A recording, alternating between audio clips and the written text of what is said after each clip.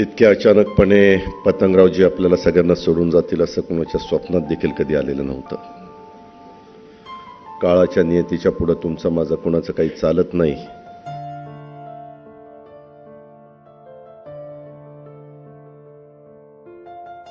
वास्तविक 19व्या वर्षी आपण अनेक जण ग्रामीण भागामध्ये काम करणारे कार्यकर्ते एखादी विकास सोसायटी काढायची म्हटलं तरी देखील जमत नाही.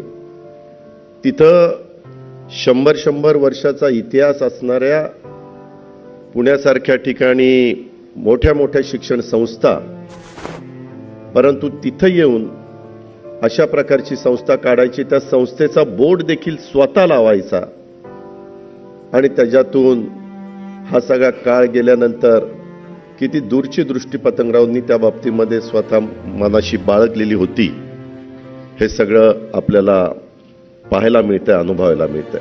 पतंगराव कधी डगमगले नाही. एक मोकळा ढाकळा अशा प्रकारचं त्यांचं व्यक्तिमत्व, धडाकेबाज व्यक्तिमत्व.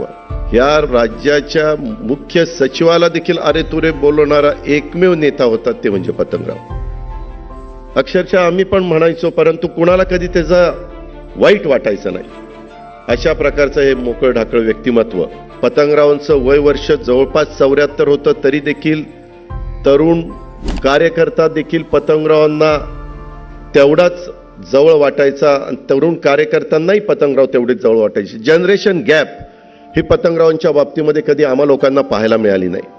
मला आठवतंय सुरुवातीच्या काळामध्ये PV नरसिंहरावजी असतील, प्रणव मुखर्जी साहेब असतील, स्वर्गीय अर्जुन सिंगजी असतील, सोनियाजी असतील, ह्या सगळ्या दिग्गजांशी अतिशय जिव्हाळ्याचे संबंध आम्ही पतंगरावांचे जवळनं त्या ठिकाणी पाहिले.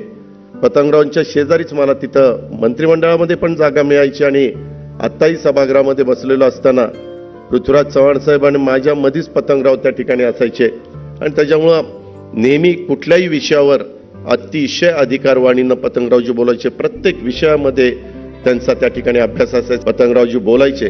कधी कधी मलाही म्हणायचे, अजित तू राज्याचा उपमुख्यमंत्री आणि मी मुख्यमंत्री, इतकं जोरात म्हणले सरकार चालेल असं गमतीनं ते बोलून दाखवायचे. अनेकदा काँग्रेस पक्षामध्ये ज्यावेळेस नेतृत्व बदलाचा विषय यायचा त्यावेळेस पतंगरावांचं नाव खूप वरच्या क्रमांकावर असायचं, चर्चाही व्हायची. तेवढ्या तोडीचं ते नेतृत्व त्या ठिकाणी होतं.